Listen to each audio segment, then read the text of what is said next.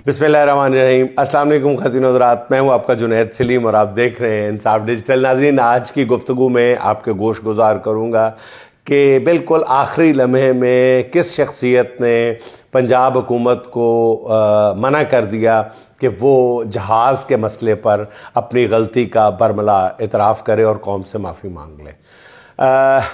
इससे पहले नाज़रीन, मेरे तमाम नाज़रीन गवाह हैं कि ये खाकसार कम अज़ कम 2 साल से मुसलसल ये ख़बर दिए चला जा रहा है कि मौजूदा रजीम किसी और वजह से गिरे न गिरे, माशी बोझ से ज़मीन पर ज़रूर आन गिरेगी। मेरा ख़्याल है कि शायद वो वक्त या तो आन पहुँचा है या बिल्कुल करीब है। हुकूमत के अपने आदाद शुमार बता रहे हैं कि हुकूमत हर महाज पर बुरी तरह नाकाम हो चुकी है। माशी कश्ती अब डूबी के डूबी। हुकूमत का सारा कारोबार अंदरूनी और बैरूनी कर्ज़ों पर चल रहा है। अब तो इन कर्ज़ों की भी कोई हद ही नहीं रही। गुज़िश्ता माली साल के पहले 7 माह के दौरान जो कारोबार मुमलिकत 571 अरब रुपए लेकर चलाया जा रहा था, रवां साल इसी अरसे में 1100 अरब से ज़्यादा कर्ज़ा लेना पड़ा है। 1100 अरब रुपए से ज़्यादा कर्जा लेना पड़ा। इस पर बेहिसी ये है कि पूरी कौमी एयरलाइन बेचकर भी उससे भी महंगा एक जहाज़ खरीदा गया है। और शहबाज सरकार इतनी नालायक और नाअहल साबित हुई है कि माजी में इसकी मिसाल नहीं मिलती। मतलब बजाय ये कि गलती का इतराफ़ किया जाए, इंतहाई बेशर्मी और ढिठाई के साथ उसके जवाज़ तराशे जा रहे हैं। कौम को झूठी सच्ची खुशखबरियाँ सुनाई जा रही हैं। कौम को ज़हनी तौर पर पहले से इंतहाई जो खौफनाक सूरत हाल आने वाली है उसके लिए तैयार भी नहीं किया जा रहा, बल्कि झूठ पे झूठ गढ़ा जा रहा है। सबसे जो बड़ी सितम ज़रीफ़ी की बात है वो यही है कि वही बंदा जो एक आधी रात के वक्त शराब के नशे में धुत जा रहा था, तो पुलिस वालों ने रोका और पुलिस वालों ने पूछा कि इस वक्त कहाँ जा रहे हो तुम आधी रात के वक्त शराब के नशे में धुत हो के? तो उसने कहा कि जी मैं शराब के असरात और लेट घर आने पर लेक्चर सुनने जा रहा हूँ। तो उसने पूछा कि पुलिस ने पूछा कि बहुत अच्छी बात है, ये तो वाकई हमने गलत तुम्हें रोका है, लेकिन तुम इस वक्त लेक्चर किससे सुनोगे इसके हवाले से? कहने लगा जी बीवी से। तो ये वही बात है हुजूर वाला कि इस वक्त ये हुकूमत जो है, ये सरकार जो है, ये सिर्फ आवाम से लेक्चर सुनने की तैयारी कर रही है कि आवाम ने जो रिएक्ट करना है जिस अंदाज में 10 नहीं तो 20 नहीं तो 25 दिनों बाद, महीने बाद, 2 महीने बाद ये सूरत हाल सामने खड़ी है और हुकूमत को पता है कि उसके साथ आइंदा 1-2 माह में क्या बीतने वाली है। नाज़रीन, शहबाज शरीफ की ज़वाल की जानिब स्पीड आप ज़रा मुलाहिज़ा फरमाएँ कि पिछले साल लाइन लॉसेस और बिजली चोरी का नुकसान जो था वो 591 अरब रुपए था, और चूँकि शहबाज शरीफ की हुकूमत पूरी स्पीड से काम कर रही है, इसलिए इस साल मतवक्को नुकसान जो है वो 637 अरब रुपए है, और ये नुकसान अवाम की खाल उतार कर पूरा किया जाएगा। हुक्मरानों की नाअहली ने मुल्क के हर शहरी की ज़िंदगी बर्बाद करके रख दी है। बिजली, तेल, खाने पीने की अशिया महंगी हो चुकी हैं, हर चीज़ महंगी हो चुकी है। ऊपर से रमज़ान मुबारक आ गया है और उसमें अवाम की चीखें निकल गई हैं। मगर मिडिल क्लास की तनख्वाहें मुकम्मल तौर पर आप देखें, अमली तौर पर देखा जाए तो कम होकर रह गई है। मईशत चल रही है, ना नौकरियाँ पैदा हो रही हैं। पूरी की पूरी मिडिल क्लास मुल्क छोड़ना चाहती है। कुछ चले गए हैं, कुछ लाइनों में लगे हुए हैं। चंद साल कबल जो सफ़ेद पोश इज़्ज़त के साथ ज़िंदगी की गाड़ी चला रहा था, उन्हें 2 वक्त की रोटी के लाले पड़े हुए हैं। मुल्क में सबसे ज़्यादा 39% गुर्बत जो है वो पंजाब में है। सिर्फ चंद साल में पंजाब में 90 लाख लोग गुर्बत की लकीर से नीचे गिर गए। दूसरे नंबर पर सिंध है, जहां 32% लोग खत्ते गुर्बत से नीचे गए। माशी बोझ नाकाबिले बर्दाश्त हद तक बढ़ चुका है, जो बड़े फैसलों का तकाजा कर रहा है। अच्छा नाज़रीन, वफाकी दारुल हुकूमत पिछले कुछ रोज़ से पुरस्रार सरगर्मियों का मरकज़ बना हुआ है। चुपके चुपके मुलाकातें हो रही हैं। बज़ाहिर हर चीज़ पुरसकून है, मगर कहीं ना कहीं कोई आग ज़रूर सुलग रही है। ज़राए के मुताबिक मुख्तदर हलकों में एक सोच ये भी पाई जाती है कि कौमी हुकूमत बनाई जाए। बहरान इतना गहरा है कि मुल्क की बुनियादें हिल सकती हैं। मईशत के हवाले से बंद कमरों में तशवीश हद से ज़्यादा बढ़ चुकी है। कहीं ये इदराक होने लगा है कि इमरान खान के साथ लड़ाई में और कितना नुकसान करना है। इक़्तिदार में बिठाए गए मछंदर तो इस्तेहकाम नहीं ला सकते। पीपल्स पार्टी सबसे पहले अपने मुस्तकबिल के बारे में सोचने लगी है। सदर मुमलिकत आसिफ जरदारी ने पीपल्स पार्टी की आला क़यादत का इजलास बुलाया है, जिसमें वज़ीर दाखिला मोहसिन नकवी भी शरीक हुए। हालांकि उनका पीपल्स पार्टी से बज़ाहिर कोई ताल्लुक़ नहीं है। इस इजलास में क्या फ़ैसले हुए इस बारे में वसूख से तो नहीं कुछ कहा जा सकता।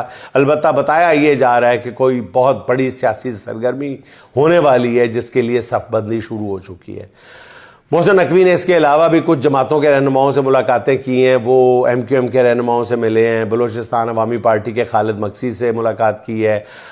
मोहसिन नकवी ने काफ लीग के रहनुमाओं से भी मुलाकातें की हैं। ये तीनों जमातें हुक्मरान इत्तेहाद का हिस्सा हैं और इसके साथ वज़ीर दाखिला की PTI रहनुमाओं से भी मुलाकात की ख़बरें भी तवातर के साथ आ रही हैं। PTI रहनुमाओं से मुलाकातें तो इमरान खान के इलाज के तनाजुर में कही जा रही हैं या बताई जा रही हैं, मगर ज़राए का कहना ये है कि सिर्फ इमरान खान के इलाज पर बात नहीं हो रही, मुलाकात में कई दीगर मौज़ूआत पर भी बातचीत हो रही है। इससे भी ज़्यादा हैरानकुन बात यह है कि वज़ीर दाखिला मोहसिन नकवी ने नून लीग के किसी रहनुमा से कोई मुलाकात नहीं की। यह बड़ी अजीब बात है। इससे कई अंदाजे लगाए जा रहे हैं। ज़राए का कहना यह है कि PTI के साथ बातचीत मानी खेज़ मरहले में दाखिल हो चुकी है। ज़राए कहते हैं कि जी इस्टेब्लिशमेंट को इस बात का एहसास हुआ है कि PTI और नून लीग के रहनुमाओं में होने वाली डील की कोई भी कोशिश कभी भी कामयाबी से हमकिनार नहीं हो सकती, क्योंकि ऐसी किसी भी डील के नतीजे में नून लीग का सियासी वजूद बरकरार नहीं रहेगा। तो इसलिए नून लीग कभी भी उस डील को कामयाबी तक नहीं जाने देगी। इसीलिए इस्टेब्लिशमेंट ने अब अपने नुमाइंदे के ज़रिए PTI से बातचीत करने का फ़ैसला किया है। ज़राए का कहना यह है कि जेल में इमरान खान के साथ भी मुज़ाकरात के एक से ज़्यादा अदवार हो चुके हैं। JUI के हाफ़िज़ हमदुल्ला के मुताबिक मामला इस बात पर रुका हुआ है कि 9 मई के मामले में माफ़ी या कम अज़ कम अफसोस का इजहार कर दिया जाए। बहुत पुरानी ये शर्त है, बहुत पुरानी ये ख़बर है। पता नहीं, मैं तो इसको इंडोर्स नहीं करता, लेकिन ये कोई 1.5 साल से ये ख़बर चल रही है। मैं इसको इंडोर्स नहीं कर सकता। दूसरा मामला ये है कि इमरान खान रिहाई के बाद हाथ कुछ हौला रखें। ये भी बहुत पुरानी खबर है, बहुत पुरानी शर्त है। यानी फौरी तौर पर इस सिस्टम को ज़मीन बोस करने की कोई यकीन ना करने की, ज़मीन बोस ना करने की कोई यकीन दहानी कराएं। ताहाल इन दोनों बातों पर कप्तान कोई लचक दिखाने के लिए तैयार नहीं है। तो बात तो फिर वहीं आ गई ना, इमरान खान नहीं मान रहा, किसी सूरत पर भी डील नहीं मान रहा। अब ज़राए का ये भी कहना है कि मोहसिन नकवी की मुलाकातें इसलिए भी शहबाज शरीफ की हुकूमत के खात्मे की सूरत में मोहसिन नकवी ही वजारत उज़्मा के अगले उम्मीदवार होंगे। इस सीट को 1 साल तक चलाया जाएगा, इसको कौमी हुकूमत का नाम दिया जाएगा। जो भी होना है अगले चंद रोज़ में हर चीज़ सामने आ जाएगी, मगर फ़िलहाल इस्लामाबाद की फ़िज़ाओं में नून लीग के लिए कोई ज़्यादा अच्छी खबरें नहीं है। लोहा गर्म देखते हुए MQM ने भी चोट लगाने का फ़ैसला किया है, जो वो हमेशा करती है। पिछले 30 साल में MQM की सियासत यही रही है कि वो मौका परस्ती की सियासत करते हैं, निज़ाम से अपने जुस्से से कहीं ज़्यादा हिस्सा वसूल करते हैं। MQM के रहनुमाओं ने गुज़िश्ता रोज़ प्रेस कॉन्फ्रेंस से खिताब करते हुए पीपल्स पार्टी के खूब लत्ते लिए हैं। खालिद मकबूल सदीकी ने 1970 के तनाजुर में बात करते हुए कहा है कि ये कैसे हो गया कि 180 सीटों वाला जेल में है और 80 सीटों वाला इक़्तिदार में आ गया।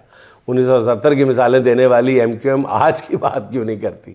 आज तो हालात 1970 से भी बदतर हैं, जब 180 सीटों वाला जेल में है और 17 सीटों वाले इक़्तिदार के मज़े लूट रहे हैं। MQM ने आज की बात इसलिए नहीं की कि इस बार वो खुद भी इक़्तिदार की इस बंदर बांट में बराबर की शरीक है, बेनिफिशरी है। MQM जो एक भी सीट जीत नहीं सकी, उन्हें फार्म 47 के ज़रिए 22 सीटें दे दी गई। अगले दिन जाके, पहले दिन बेचारों के हिस्से में घर जाके सब सो गए थे। MQM 50 साल पुराना सच बोलकर आज अपने दामन पर लगे दाग नहीं धो सकती। इस नूरा कुश्ती को सियासत के अलावा कोई दूसरा नाम, बल्कि मुनाफकत के अलावा कोई दूसरा नाम नहीं दिया जा सकता।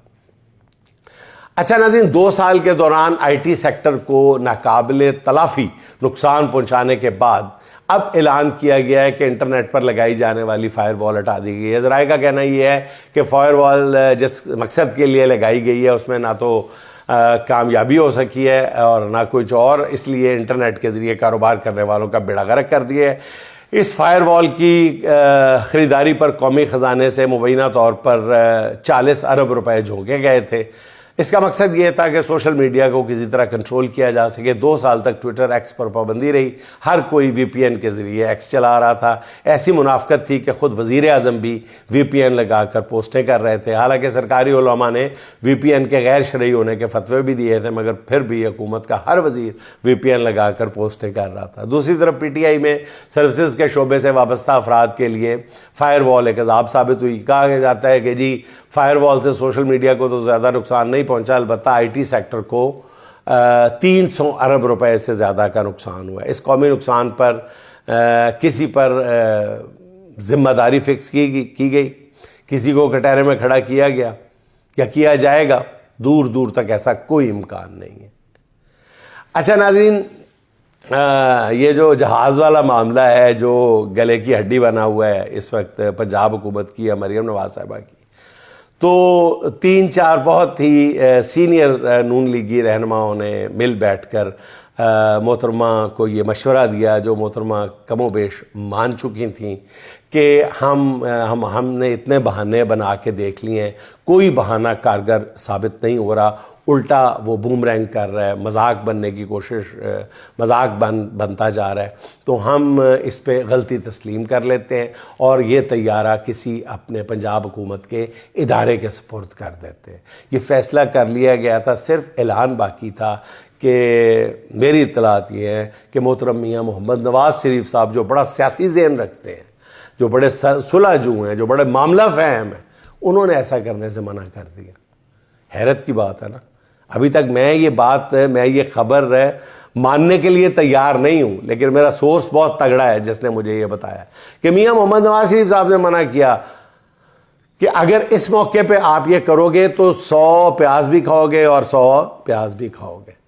तो उन्होंने कहा कि ये काम ना आप करो। अब जो हो गया वक्त गुजर लेने दो, चंद दिन के बाद ये कौम जहाँ और बहुत कुछ भूल गई थी, ये भी भूल जाएगी। तो ये मियाँ मोहम्मद नवाज शरीफ साहब ने मना किया। अब नाज़रीन, तकरीबन 12 अरब रुपए से ज़्यादा ख़रीदा जाने वाला मैडम वज़ीर आला का जहाज़ जो है वो पूरी नून लीग के कंधों पे, असाब पे सवार हो चुका है। नून लीग में मौजूद हर सियाना जहाज़ की ख़रीदारी पर अपना मौक़िफ़ रखता है। जिन नून लीगी रहनुमाओं के पास कोई हुकूमती ओहदा नहीं है, उन्हें चूँकि इस जहाज़ में बैठने की कोई उम्मीद ही नहीं है, इसलिए वो जहाज़ का खुलेआम दिफा करने के लिए भी तैयार नहीं है। और वो निजी महफिलों में कह रहे हैं कि जिन्ना खादियाँ गाजरा या जिन्हों ने खानियाँ ने गाजरा ढिड उन्हों दे पीड़, जो गाजरें खाएंगे उन्हीं के पेट में दर्द है ना, वही जवाब दें, हमने तो जहाज़ में बैठना ही नहीं है, हमें क्या। तो खुर्रम दस्तगीर साहब जब जहाज़ से मुताल्लिक उनसे सवाल हुआ तो उन्होंने तंज़िया अंदाज में कहा कि जहाज़ के बारे में पंजाब की वज़ीर बातदबीर उस्मा बुखारी साहबा से पूछें। मगर दूसरी तरफ राना तनवीर, जो माशाल्लाह वफाकी वज़ीर भी हैं, जो न सिर्फ जहाज़ ख़रीदने का दिफा भी कर रहे हैं बल्कि ख़रीदने की वजूहात भी बता रहे हैं, उनका कहना यह है कि मैडम वज़ीर आला का पहला जहाज़ काफ़ी पुराना हो चुका है, जिसकी वजह से नया जहाज़ ख़रीदा गया। इस पर राना तनवीर साहब से अर्ज़ करना था कि पुरानी तो और भी बहुत सी चीज़ें हैं। पंजाब के कई स्कूलों की इमारतें खंडर बन चुकी हैं, पुरानी क्या। पंजाब का एक नहीं कई शहर हैं बल्कि जहाँ पानी की बुसीदा पाइपलाइनों में सीवरेज के पानी मिले हुए हैं, सीवरेज और पीने का पानी मिक्स होके आ रहे हैं, आलूदा गंदा गलीज पानी वो हम पी रहे हैं। पंजाब के बेशतर सरकारी स्कूलों में पुराना और खस्ता हाल फर्नीचर है, उन्हें बदलने का ख्याल तो कभी नहीं आया। पुराना जहाज़ बदलने का ख्याल जो है वो फौरी तौर पे आ गया और जहाज़ बदला नहीं है। नाज़रीन, ये भी है ज़हन में रखें, इससे ये भी पता चल गया है कि पहले वाला मौजूद है, नया भी ख़रीद लिया गया है। नाज़रीन, इस सारी सूरत हाल में मेरी 2-4 वज़ीरों से भी बात हुई है, नून लीगियों से भी बात हुई है। रत्ती बराबर भी उनका कहना ये है कि हमारे हुक्मरानों को अपनी कायद के हवाले से कह रहे हैं कि उनको कोई शर्मिंदगी नहीं है। जिन लोगों ने बात करने की कोशिश की है उनको शट अप कॉल दे दी गई है इस मसले पे। पहले नवाज शरीफ साहब के फ़ोन से पहले भी किसी ने इस मामले को संजीदगी से लिया नहीं है। लोग ये समझ रहे थे कि जी महंगाई की इतनी बुरी सूरत हाल है, सियासी तौर पे सूबा और मुल्क जो है अदम इस्तेहकाम का शिकार है, ऐसे में सवाल ही पैदा नहीं होता कि हुकूमत जो है वो इतनी महंगी अय्याशी अफोर्ड करके बैल को सुर्ख रुमाल दिखाए, बिफरे हुए अवाम को सुर्ख रुमाल दिखाए। लेकिन हो गया ऐसा, उस पर डट गए, ऐसे ऐसे मज़ का खेज बहाने लगाया गया। फिर अंदाज़ा हुआ कि इस हुकूमत को रत्ती बराबर भी अवाम की तकलीफ़ का एहसास नहीं।